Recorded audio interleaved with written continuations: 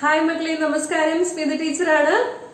+1 ഫിസിക്സിലെ 7th chapter ആയ system of particles and rotation motion എന്നതിലെ focus area topics ആണ് ഇന്നത്തെ ക്ലാസ്സിൽ ഉൾപ്പെടുത്തിയിരിക്കുന്നത്.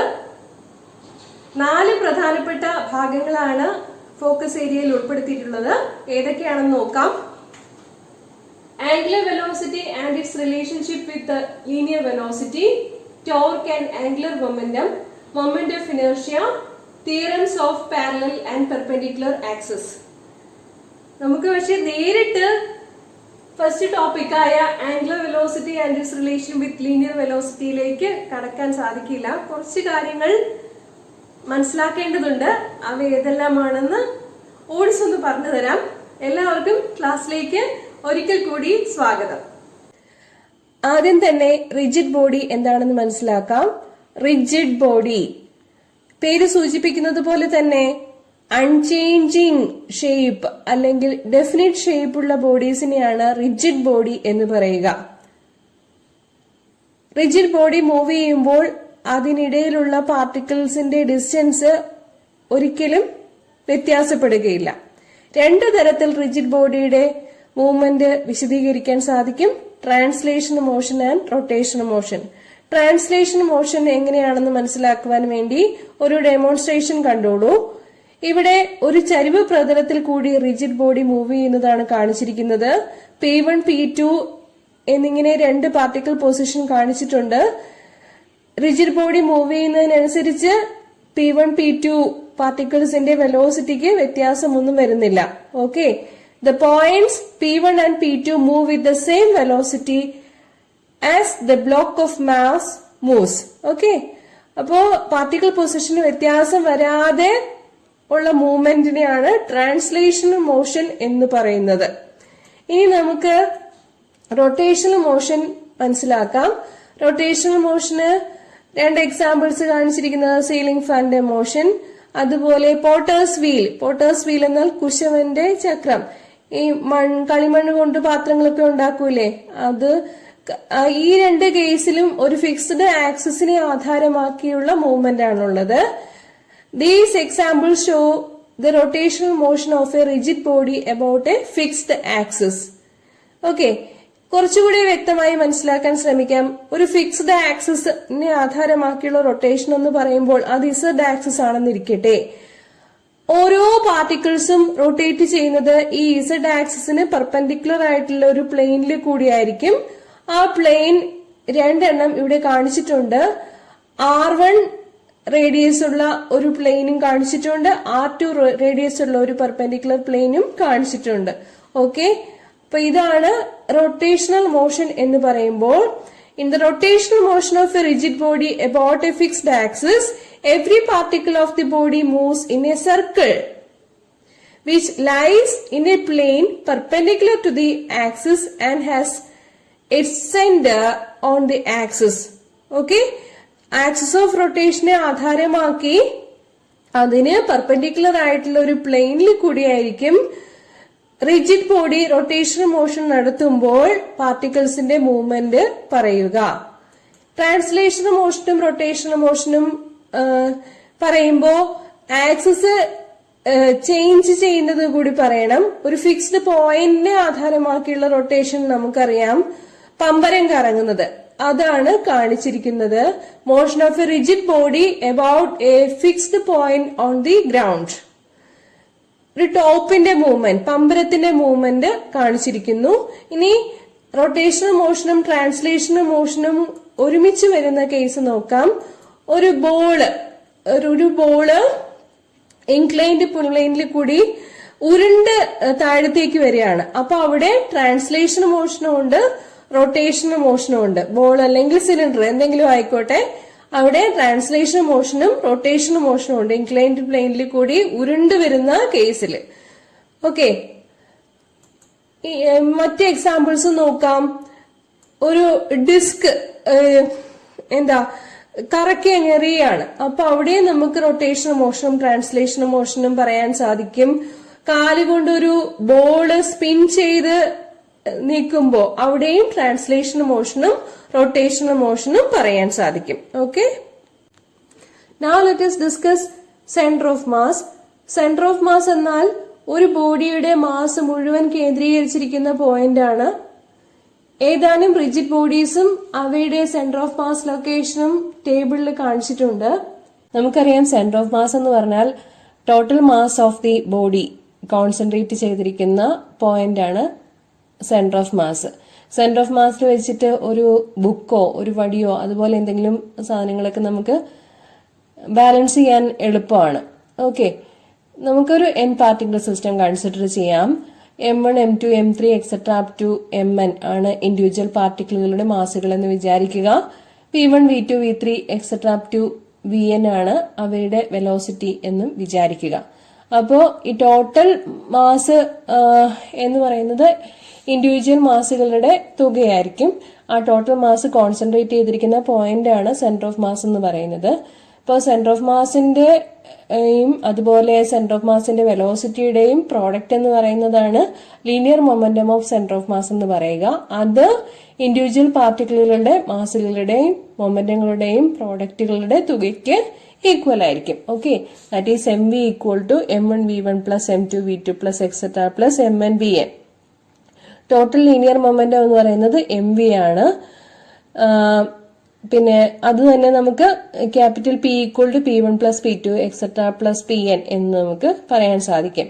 ഓക്കെ, ഈ മൊമെന്റത്തിന് എപ്പോഴാണ് വ്യത്യാസം ഉണ്ടാകുന്നത്? ന്യൂട്ടന്റെ രണ്ടാം ചലന നിയമപ്രകാരം എക്സ്റ്റേണൽ ആയിട്ടൊരു ഫോഴ്സ് അപ്ലൈ ചെയ്താൽ മാത്രമേ മൊമെന്റത്തിന് വ്യത്യാസം ഉണ്ടാവുകയുള്ളൂ. ദാറ്റ് ഈസ് dp/dt എന്ന് പറയുന്നത് എക്സ്റ്റേണൽ ഫോഴ്സിന് ആനുപാതികമായിട്ടായിരിക്കും. കോൺസ്റ്റന്റ് ഓഫ് പ്രൊപ്പോർഷണാലിറ്റി 1 എന്ന് കൊടുത്തു കഴിഞ്ഞാൽ dp/dt equal to external force നമുക്ക് പറയാൻ സാധിക്കുന്നതാണ്. ഓക്കെ, അപ്പോൾ rate of change of momentum dp/dt എന്നുള്ളത് d/dt ഓഫ് mv എന്ന് കൊടുക്കാം.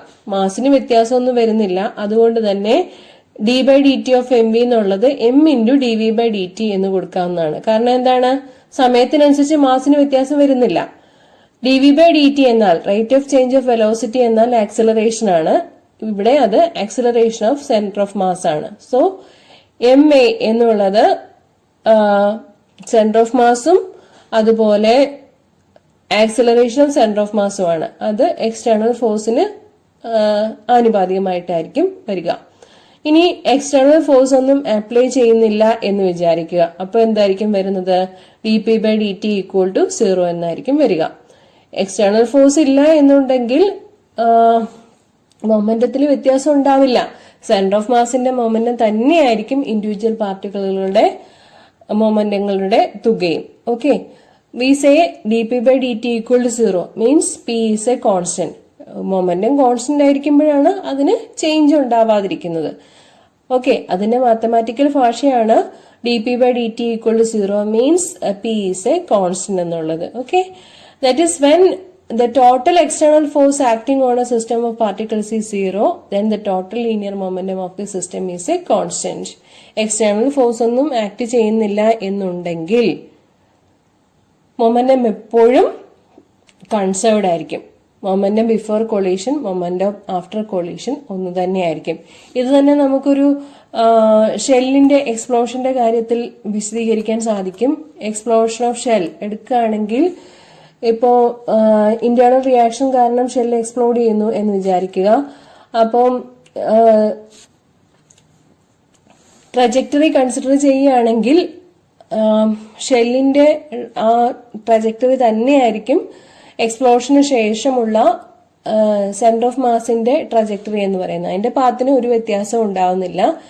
പിന്നെ total momentum before collision and total momentum after collision equal ആയിരിക്കും. ഇതാണ് linear momentum of a system of പാർട്ടിക്കിൾസിനെ സംബന്ധിച്ച് നമുക്ക് പറയുവാനുള്ളത്.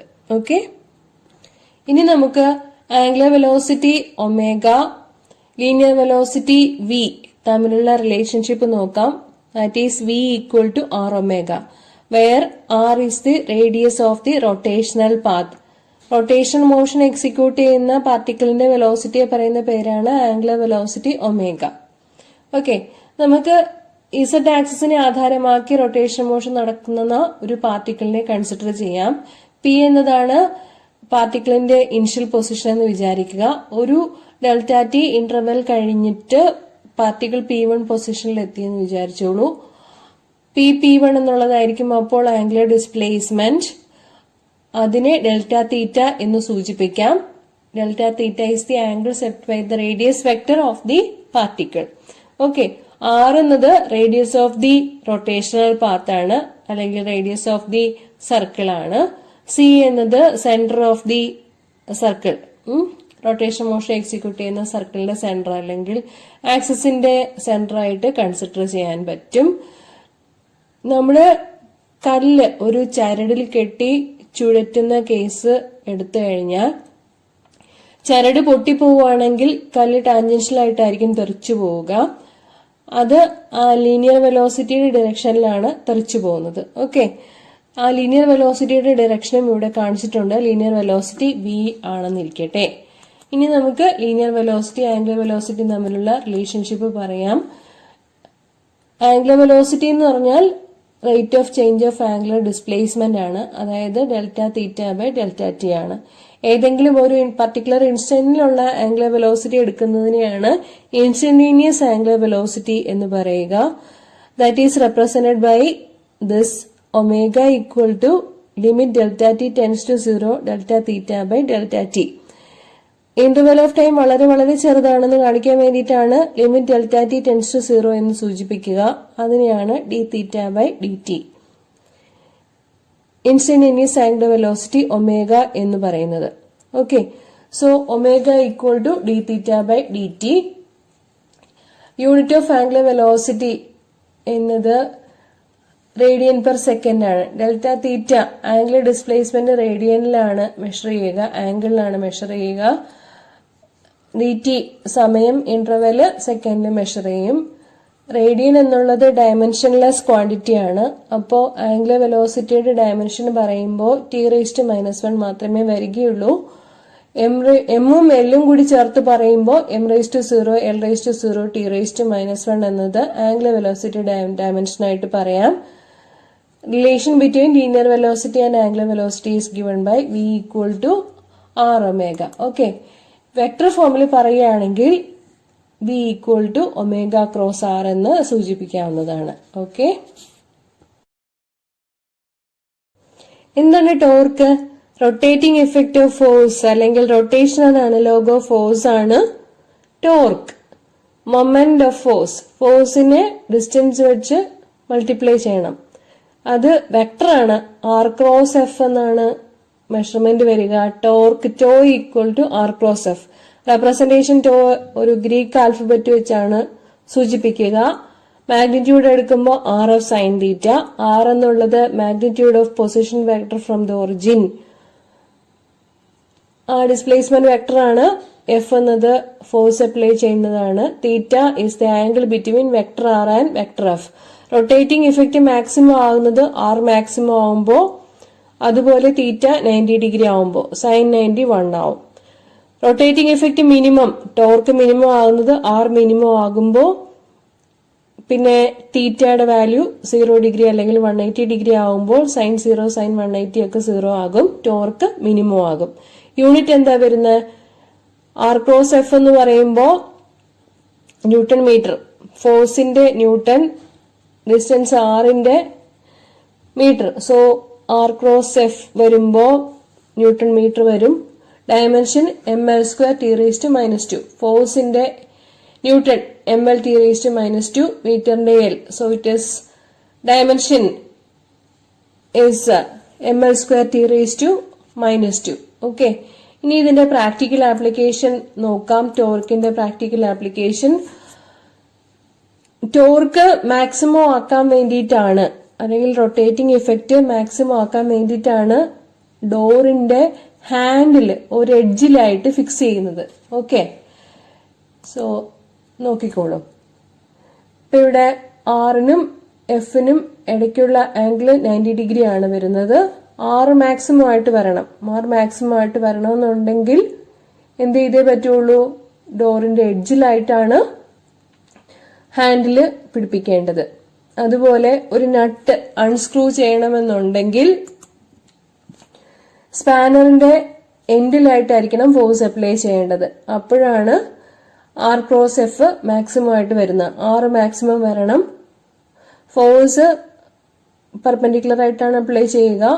So rotating effect maximum force apply ചെയ്ത് അൺസ്ക്രൂ ചെയ്യാൻ സാധിക്കുക സ്പാനറിന്റെ അറ്റത്ത് പിടിച്ചിട്ട് അത് അൺസ്ക്രൂ ചെയ്യുമ്പോഴായിരിക്കും. Okay, so this is about torque. Now let us see angular momentum. Relation between torque and angular momentum. അപ്പോൾ എന്താണ് ആംഗുലർ മൊമെന്റം എന്നറിയണം. Linear momentum mass into velocity ആണെന്ന് നമുക്കറിയാം. സ്ട്രെയിറ്റ് ലൈൻ മോഷനിൽ പറയുമ്പോൾ മൂവിംഗ് ഇഫക്റ്റ് പറയുന്നതാണ് ലീനിയർ മൊമെന്റം. അതിന്റെ rotational analog ആണ് angular momentum. Angular momentum L എന്ന അക്ഷരം കൊണ്ടാണ് സൂചിപ്പിക്കുന്നത്. മാഗ്നിറ്റ്യൂഡും ഡിറക്ഷനും രണ്ടും ഇമ്പോർട്ടന്റ് ആയിട്ടുള്ള ഫിസിക്കൽ ക്വാണ്ടിറ്റിയാണ് ആംഗുലർ മൊമെന്റം. നമ്മളിപ്പോ തൽക്കാലം അതിന്റെ മാഗ്നിറ്റ്യൂഡ് മാത്രം ഡിസ്കസ് ചെയ്യുന്നു. Angular momentum capital L of A particle is the rotational analog of linear momentum P. Vector L equal to vector R cross vector P. Magnitude മാത്രം എടുക്കുമ്പോൾ RP sin theta. Cross product expand ചെയ്തതാണ്, magnitude മാത്രമേ എടുത്തിട്ടുള്ളൂ. R എന്നാൽ magnitude of position vector, P എന്നാൽ magnitude of linear momentum. ഇവിടെ ഒരു correction വന്നിട്ടുണ്ട്, F എന്നാണ് കൊടുത്തിരിക്കുന്നത്, അങ്ങനെയല്ല P എന്നാണ് പറയുക. P is the magnitude of linear momentum. Theta is the angle between vector R and vector P. Physical quantities പറയുമ്പോൾ സാധാരണ അതിന്റെ യൂണിറ്റും ഡയമെൻഷനും പറയാറുണ്ട്. എന്തായിരിക്കും യൂണിറ്റ് വരിക? Angular momentum. Angular momentum product of R and P എന്ന് പറഞ്ഞില്ലേ. പി എന്നാൽ momentum, mass into velocity. So kilogram metre per second into R കൂടി വരും, ഡിസ്റ്റൻസ് വരും. അപ്പൊ എന്ത് വരും? Kilogram metre square per second എന്നാണ് വരിക. കിലോഗ്രാം എഴുതുമ്പോൾ K and G both should be small letters.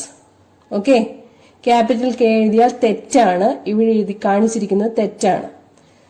Capital K എന്നത് കെൽവിന്റെ നൊട്ടേഷൻ ആണ്.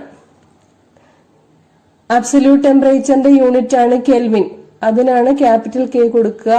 പലപ്പോഴും തെറ്റായിട്ട് എഴുതി കാണാറുള്ള ഒരു വാല്യൂ ആണ് ക്യാപിറ്റൽ കെ സ്മോൾ ജി എന്നുള്ളത്. അങ്ങനെയല്ല വേണ്ടത്, കിലോഗ്രാം എന്നാണ് ഉദ്ദേശിക്കുന്നതെങ്കിൽ സ്മോൾ കെ സ്മോൾ ജി രണ്ടും ചേർത്ത് എഴുതണം.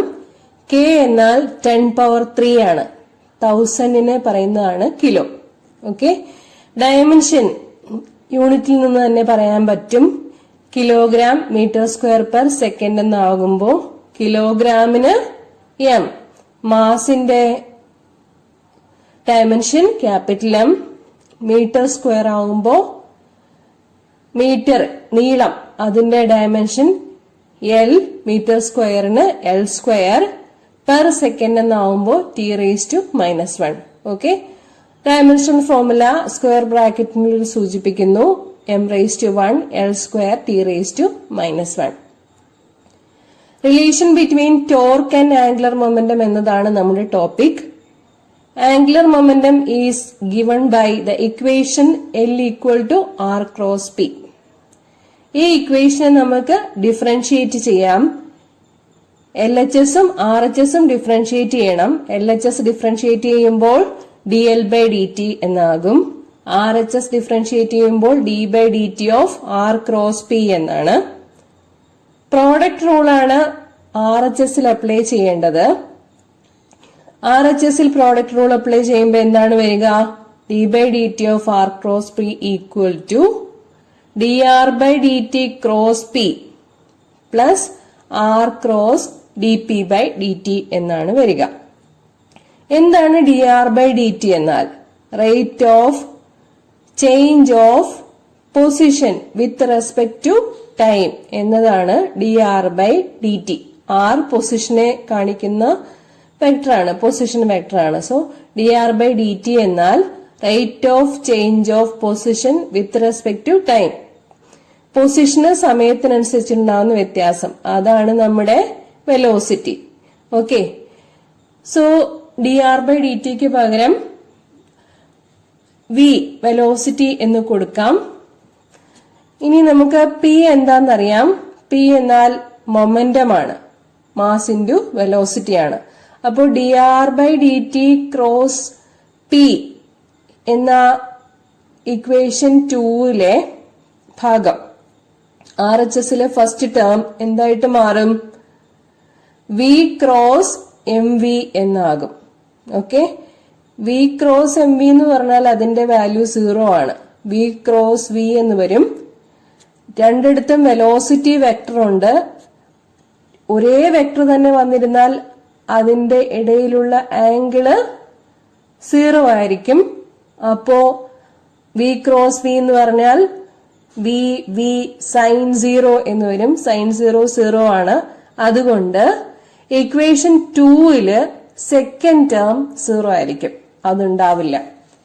Okay, so dr/dt cross P എന്ന ഭാഗം 0 ആകും. പിന്നെ ഉള്ളത് r ക്രോസ് dp/dt എന്നാണ്. Rate of change of momentum dp/dtയെ ഫോഴ്സ് എന്നാണ് പറയുക ന്യൂട്ടന്റെ ചലന നിയമം അനുസരിച്ച്. സോ r ക്രോസ് f എന്ന് കിട്ടും. r ക്രോസ് f എന്നാണ് റൊട്ടേറ്റിംഗ് ഇഫക്റ്റ് ഓഫ് ഫോഴ്സിനെ ഡിഫൈൻ ചെയ്തിരിക്കുന്നത്. അതാണ് ടോർക്ക്. ഇതെല്ലാം വെക്ടേഴ്സ് ആണെന്ന് പ്രത്യേകം നോട്ട് ചെയ്യണം. r cross f is torque. Okay, ഇനി ഈ കിട്ടിയ വാല്യൂസ് എല്ലാം സബ്സ്റ്റിറ്റ്യൂട്ട് ചെയ്ത് കൊടുക്കുമ്പോൾ d/dt of r cross p equation 2ന്റെ LHSൽ RHSല് r ക്രോസ് dp/dt എന്തായിട്ട് മാറും? ടോർക്കായിട്ട് മാറും. ഫസ്റ്റ് ടേം 0 ആയിരുന്നു. ഓക്കെ, അപ്പോ നമ്മുടെ equation dl/dt equal to torque എന്ന് കിട്ടുന്നതാണ്. Okay, so rate of change of angular momentum is equal to torque. Thus the time rate of change of angular momentum of a particle is equal to the torque acting on it. ഇതിന് സമാനമായ equation നമ്മള് linear മോഷനിൽ പഠിച്ചിട്ടുണ്ട്. അതാണ് F equal to dp/dt. Force equal to rate of change of momentum. ന്യൂട്ടന്റെ രണ്ടാം ചലന നിയമം. അത് ട്രാൻസ്ലേഷൻ മോഷനെ സംബന്ധിക്കുന്ന നിയമമാണ് ലീനിയർ മോഷനില്. അതുപോലെ തന്നെ റൊട്ടേഷണൽ മോഷനിൽ പറയുന്നതാണ് dl/dt equal to torque. Okay, ഒരുപാട് ആപ്ലിക്കേഷൻ പറയാനുണ്ടെന്ന് സൂചിപ്പിച്ചു. Torque equal to d/dt of r cross p. r cross p യെ L എന്ന് പറയും. അപ്പോ ടോർക്ക് 0 ആണെന്ന് വിചാരിക്കുക. ടോർക്ക് എന്ന് പറഞ്ഞാൽ external force, rotating effect of force ഇല്ല എന്ന് വിചാരിച്ചോളൂ. അപ്പൊ എന്താ വരിക? dl/dt ഈക്വൽ ടു 0 എന്നാണ് വരിക. dl/dt ഈക്വൽ ടു 0 എന്നാൽ ആംഗുലർ മൊമെന്റത്തിന് സമയത്തിനനുസരിച്ച് വ്യത്യാസമില്ല. d/dt ഓഫ് L എന്ന് പറഞ്ഞാൽ ആംഗുലർ മൊമെന്റത്തിന് സമയത്തിനനുസരിച്ചിട്ടുള്ള വ്യത്യാസം. അത് 0 എന്നാൽ dl/dt equal to 0 means angular momentum is a constant. ഇതാണ് law of conservation of angular momentum. What is law of conservation of angular momentum? If no external torque is acting on a particle, its angular momentum is conserved. Law of conservation of linear momentum പറയുന്നത് പോലെ തന്നെ law of conservation of angular momentum പറയാൻ സാധിക്കും. അതെന്താണ്? If no external torque is acting on a particle, if tau equal to 0, then dl/dt equal to 0 or L equal to a constant. Okay, law of conservation of linear momentum എന്താണ് പറഞ്ഞത്? If no external force is acting on a system of particle, then the linear momentum is a constant. Momentum before collision equal to momentum after collision. ഷെല്ലിന്റെ കാര്യത്തിലൊക്കെ പറയാൻ സാധിക്കും. അതായത് ഒരു shell explode ചെയ്ത് കഴിഞ്ഞാൽ ഷെല്ലിന്റെ മൊമെന്റം എക്സ്പ്ലോഷന് മുമ്പും എക്സ്പ്ലോഷന് ശേഷവും രണ്ടും ഒന്ന് തന്നെയായിരിക്കും. എക്സ്പ്ലോഷന് ശേഷം സെന്റർ ഓഫ് മാസ്, ആ ട്രജക്ടറി ഷെല്ല് എക്സ്പ്ലോഡ് ചെയ്യുന്നതിന് മുമ്പുള്ള അതേ ട്രജക്ടറി തന്നെ, അതേ പാത്ത് തന്നെ ഫോളോ ചെയ്യുന്നതായിരിക്കും. കഴിഞ്ഞ ക്ലാസ്സിൽ ഡിസ്കസ് ചെയ്തതാണ്. ആംഗുലർ മൊമെന്റത്തെ സംബന്ധിച്ച കുറച്ച് കാര്യം മാത്രമേ നമ്മളിപ്പോ പറഞ്ഞിട്ടുള്ളൂ. ഇനി മൊമെന്റ് ഓഫ് ഇനേർഷ്യ ഡിസ്കസ് ചെയ്തിട്ട് വേണം ഇതിന്റെ ആപ്ലിക്കേഷൻ പറയാൻ. ഈ law of conservation of angular മൊമെന്റത്തിന് പ്ലാനറ്ററി മോഷനിലെ ആപ്ലിക്കേഷൻ പറയാൻ പറ്റും. മാഗ്നിറ്റ്യൂഡും ഡിറക്ഷനും രണ്ടും ഇമ്പോർട്ടന്റ് ആണ്, നമ്മൾ സൂചിപ്പിച്ചതാണ്. ഐ ഒമേഗ എന്നുള്ളതാണ് നമ്മുടെ ആംഗുലർ മൊമെന്റത്തിന്റെ equation. I moment of inertia, omega angular velocity. അപ്പം മൊമെന്റ് ഓഫ് ഇനേർഷ്യ കുറയുമ്പം ആംഗുലർ വെലോസിറ്റി കൂടും. ഇതൊക്കെ വെച്ചിട്ട് ബാലറ്റ് ഡാൻസറിന്റെ കേസും അതുപോലെ ഡൈവിങ്ങിന്റെ കേസും ഒക്കെ നമുക്ക് പറയാൻ സാധിക്കും. ഐസ് സ്കേറ്റിങ്ങും ഒരുപാട് ആപ്ലിക്കേഷൻസ് ഉള്ള ഭാഗമാണ്. ഇനേർഷ്യ എന്നാൽ എന്താണെന്ന് നമുക്ക് പരിചിതമാണ്. Every body continues to be in its state of rest or of uniform motion in a straight line unless compelled by an external force to change that state എന്നതാണ് ന്യൂട്ടന്റെ ഒന്നാം ചലന നിയമം പറയുന്നത്. സ്ഥിരാവസ്ഥയിലിരിക്കുന്ന ഒരു വസ്തു റെസ്റ്റ് അല്ലെങ്കിൽ സ്ഥിരാവസ്ഥയിൽ തന്നെ തുടർന്നുകൊണ്ടിരിക്കും. ചലനാവസ്ഥയിലിരിക്കുന്ന ഒരു വസ്തു ചലനാവസ്ഥയിൽ അല്ലെങ്കിൽ മോഷനിൽ തന്നെ തുടർന്നുകൊണ്ടിരിക്കും. എപ്പോ? ഒരു എക്സ്റ്റേണൽ ഫോഴ്സ് ആക്ട് ചെയ്യുന്നില്ലെങ്കിൽ. ഇങ്ങനെ സ്ഥിരാവസ്ഥയിലോ ചലനാവസ്ഥയിലോ തുടർന്നു കൊണ്ടുപോകാൻ വസ്തുവിനുള്ള പ്രവണതയെ പറയുന്ന പേരാണ് ഇനേർഷ്യ. മാസ് കൂടുതലുള്ള ഒരു വസ്തുവിനെ സംബന്ധിച്ചിടത്തോളം ഇനേർഷ്യ കൂടുതലായിരിക്കും. Okay, so we say inertia is A measure of mass. ഒരു വലിയ കല്ലും ചെറിയ കല്ലും എടുക്കുമ്പോൾ വലിയ കല്ലിന് ഇനേർഷ്യ കൂടുതലാണ്, ചെറിയ കല്ലിന് മാസ് കുറവാണ് അല്ലെങ്കിൽ ഇനേർഷ്യ കുറവാണ്. ഇത് രണ്ടും എടുത്തെറിയുമ്പോഴേക്കും ചെറിയ കല്ല് മാസ് കുറവുള്ള വസ്തുവിനെ സ്റ്റോപ്പ് ചെയ്യാൻ വേണ്ടി കുറച്ച് ഫോഴ്സ് അപ്ലൈ ചെയ്താൽ മതി.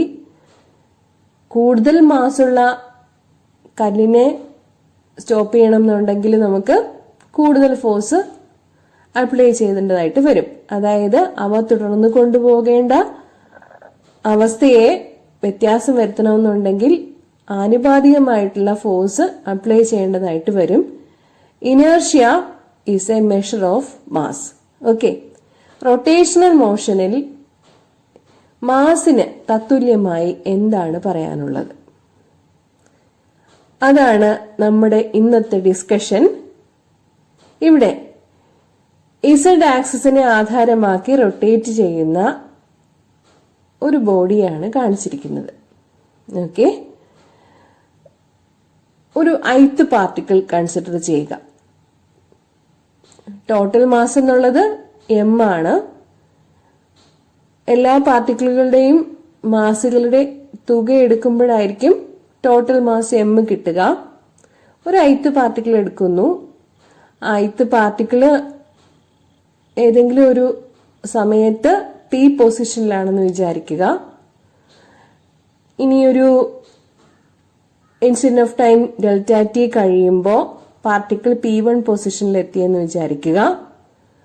അതായത് p1 എന്നുള്ളതാണ് വസ്തുവിനുണ്ടായ angular displacement which is delta theta. Angular displacement divided by time taken. അതിനെ പറയുന്ന പേരാണ് angular velocity omega. ഓക്കെ, പാർട്ടിക്കിളിന്റെ ലീനിയർ വെലോസിറ്റിയുടെ ഡിറക്ഷൻ p എന്ന പൊസിഷനിൽ നിന്ന് കാണിച്ചിട്ടുണ്ട്. നമുക്ക് ലീനിയർ വെലോസിറ്റിയും ആംഗുലർ വെലോസിറ്റിയും തമ്മിലുള്ള റിലേഷൻഷിപ്പ് അറിയാം. vi equal to ri into omega for the ith particle. Okay, rotation മോഷനിലുള്ള ഈ വസ്തുവിനെ സംബന്ധിച്ചിടത്തോളം ആംഗുലർ വെലോസിറ്റി ഒമേഗ എന്നത് കോൺസ്റ്റന്റ് ആണ്. നമുക്ക് പാർട്ടിക്കിളുകളുടെ ടോട്ടൽ മാസ് കണ്ടുപിടിക്കാനായിട്ടാണ് sigma i equal to 1 to n mi equal to total mass m എന്ന് എടുക്കുക. Okay, angular velocity omega constant ആയിരിക്കുന്ന കേസാണ് നമ്മൾ കൺസിഡർ ചെയ്യുന്നത്. For a particle at a distance r from the axis, the linear velocity vi equal to ri into omega. Okay, kinetic energy is given by the expression half mv square. For the ith particle, the expression is half mi vi square. Substituting the value of vi in the equation half mi vi square, we have the kinetic energy for the ith particle half mi ri square into omega square. Okay, ഇപ്പൊ ഇവിടെ total kinetic energy കണ്ടുപിടിക്കണമെന്നുണ്ടെങ്കിൽ എന്ത് ചെയ്യണം? Summation procedure follow ചെയ്യണം, which is sigma I equal to 1 to n kinetic energy of ith particle. Then we get the total kinetic energy of the entire body, which is half sigma I equal to 1 to n mi ri square omega square. Omega I square എന്ന് വേണ്ട, omega square മതി, കാരണം omega constant ആണ് ഇവിടെ. Okay, so half omega square constant ആയിട്ടുള്ളത് സമ്മേഷന് പുറത്തെടുക്കുമ്പോൾ kinetic എനർജിയുടെ എക്സ്പ്രഷൻ നമുക്ക് കിട്ടുക half omega square into sigma I equal to 1 to n mi ri square എന്നുള്ളതാണ്. Sigma I equal to 1 to n mi ri സ്ക്വയറിനെ പറയുന്ന പേരാണ് moment of inertia of the rigid body. നമുക്ക് കൈനറ്റിക് എനർജിക്ക് ഇപ്പോ രണ്ട് എക്സ്പ്രഷനായി. Kinetic energy equal to half I omega square, which is the kinetic energy of a body executing rotational motion. Translational motion ആണെങ്കിൽ എന്തായിരുന്നു expression? Kinetic energy equal to half mi vi square. Half mi vi square എന്നുള്ള kinetic energyയുടെ expression ആണ് equation 2. Kinetic energy equal to half I omega square എന്നുള്ളതാണ് equation 3. ഇത് rotational motion ഉള്ള വസ്തുവിന്റെ expression ആണ് kinetic എനർജിയുടെ. നമുക്ക് ഇക്വേഷൻ 2ഉം ഇക്വേഷൻ 3യും കമ്പയർ ചെയ്യുമ്പോൾ മാസിന്റെ സ്ഥാനത്ത് വന്നിരിക്കുന്ന ടേം I ആണ്, which is the moment of inertia of the rigid body. Comparing equations 2 and 3, it is clear that the moment of inertia is the rotational analog of mass. അവിടെ mass പറഞ്ഞിരുന്നത് പോലെ തന്നെ rotation മോഷനുള്ള വസ്തുവിന് പറയുന്ന പേരാണ് moment of inertia. So moment of inertia of A body about any axis may be defined as the sum of the product of masses of various particles and the squares of their perpendicular distances from the axis of rotation. I equal to sigma small I over 1 to n mi ri square എന്ന ഇക്വേഷന്റെ എന്ന mathematical ഇക്വേഷന്റെ പ്രസ്താവനയാണ് ഈ പറഞ്ഞത്. Moment of inertia of a rigid body about an axis of rotation may be defined as the sum of the product of masses of various particles and the square of their perpendicular distances from the axis of rotation എന്നത്. Okay, unit moment of ഇനർഷ്യയുടെ kilogram metre square ആണ്. mi ri square വരുമ്പോൾ എല്ലാ small letters ആണ് ചേർത്ത് എഴുതണം. kg m square എല്ലാ small ലെറ്റേഴ്സിൽ വേണം എഴുതാൻ. ഡയമെൻഷൻ വരുന്നത് കിലോഗ്രാം മീറ്റർ സ്ക്വയർ ആകുമ്പോൾ ml സ്ക്വയർ t⁻0 എന്നാണ്. t⁻0യുടെ മൂല്യം 1 ആണ്. ഓക്കെ, ഈ കിലോഗ്രാം മീറ്റർ സ്ക്വയർ എന്ന് എഴുതുമ്പോൾ പലപ്പോഴും ക്യാപിറ്റൽ K ആണ് എഴുതി കാണാറുള്ളത്. അത് തെറ്റാണ്. കിലോ എന്നുള്ളത് സ്മോൾ k തന്നെ എഴുതണം. അതാണ് അതിന്റെ symbol. Okay, kilogram metre square small k small g m square. Okay, ഒരു റിജിഡ് ബോഡിയുടെ മാസ് കോൺസെൻട്രേറ്റ് ചെയ്തിരിക്കുന്ന പോയിന്റിനെയാണ് സെന്റർ ഓഫ് മാസ് എന്ന് പറയുക. സെന്റർ ഓഫ് മാസിൽ നിന്നും ആക്സിസ് ഓഫ് റൊട്ടേഷനിലേക്കുള്ള ഡിസ്റ്റൻസിനെ പറയുന്ന പേരാണ് റേഡിയസ് ഓഫ് ഗൈറേഷൻ. നമ്മൾ മൊമെന്റ് ഓഫ് ഇനേർഷ്യ എന്ന കൺസെപ്റ്റ് മനസ്സിലാക്കി കഴിഞ്ഞു. റൊട്ടേഷണൽ ഇനേർഷ്യയെ പറയുന്ന പേരാണ് moment of inertia I. Equation sigma I equal to 1 to n mi/ri square. Okay, sigma I equal to 1 to n mi എന്നതിനെയാണ് total mass of the rigid body, capital M എന്ന് പറയുക. ഈ ഇക്വേഷന് തന്നെ mk² എന്നും സൂചിപ്പിക്കാനാവും. ഇതിൽ നിന്നും റേഡിയസ് ഓഫ് ഗൈറേഷൻ k കിട്ടുന്നത് square root of sigma I equal to 1 to n mi/ri square divided by m എന്നാണ്. Okay, sigma I equal to 1 to n mi/ri square എന്നതാണ് മൊമെന്റ് ഓഫ് ഇനേർഷ്യയുടെ ഇക്വേഷൻ. അതിൽ നിന്നും റേഡിയസ് ഓഫ് ഗൈറേഷൻ ഇക്വേഷൻ നമുക്ക് ഇങ്ങനെ പറയാൻ പറ്റും, k equal to root of I by M. I equal to mk² എന്ന ഇക്വേഷനിൽ നിന്നാണ് k equal to root of I by M എന്ന് കൊടുക്കുന്നത്.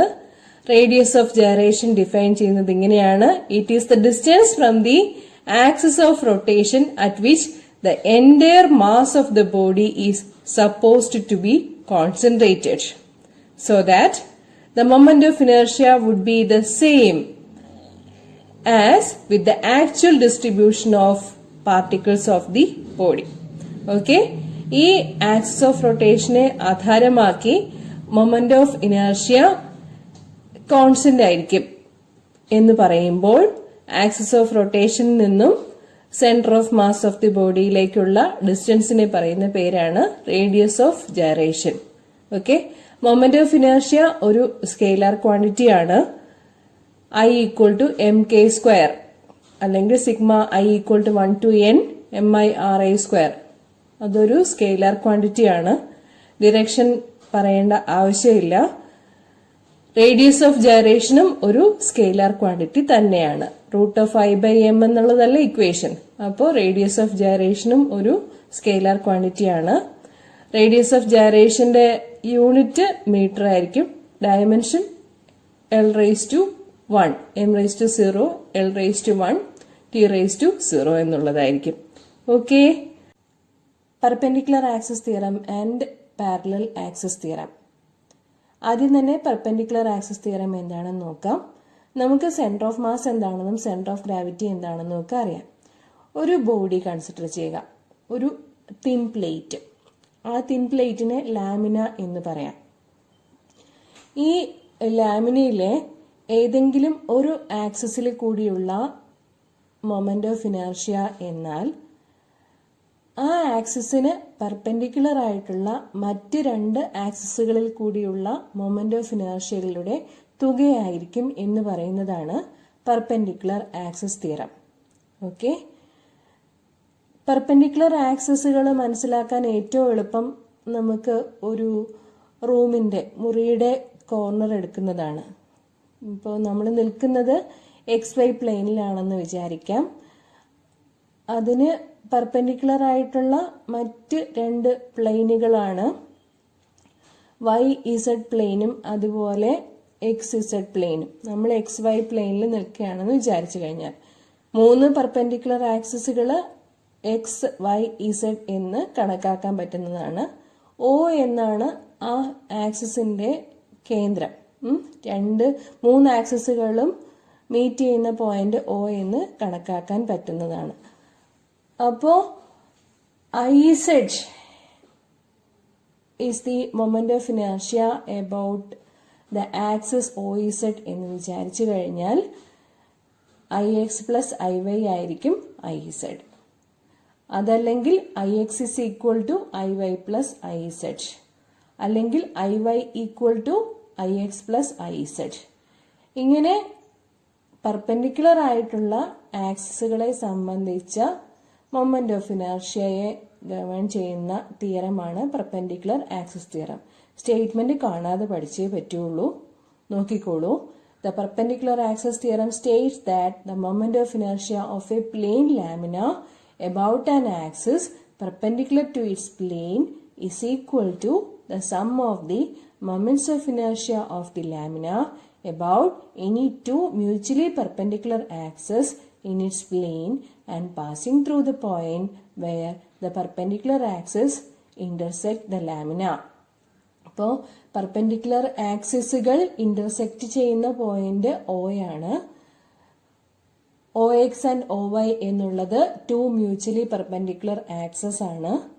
OZ എന്നുള്ളത് OXനും OYക്കും പെർപെൻഡിക്കുലർ ആയിട്ടുള്ള ആക്സസ് ആണ്.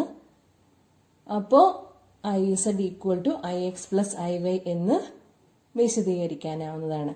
ആപ്ലിക്കേഷൻ ലെവൽ ചോദ്യങ്ങളാണ് ഈ ഭാഗത്ത് നിന്ന് ചോദിക്കാറുള്ളത്. സ്റ്റേറ്റ്മെന്റും ചോദിക്കും, ആപ്ലിക്കേഷൻ ലെവൽ ചോദ്യങ്ങൾ ഡിസ്കസ് ചെയ്യുന്നതാണ്.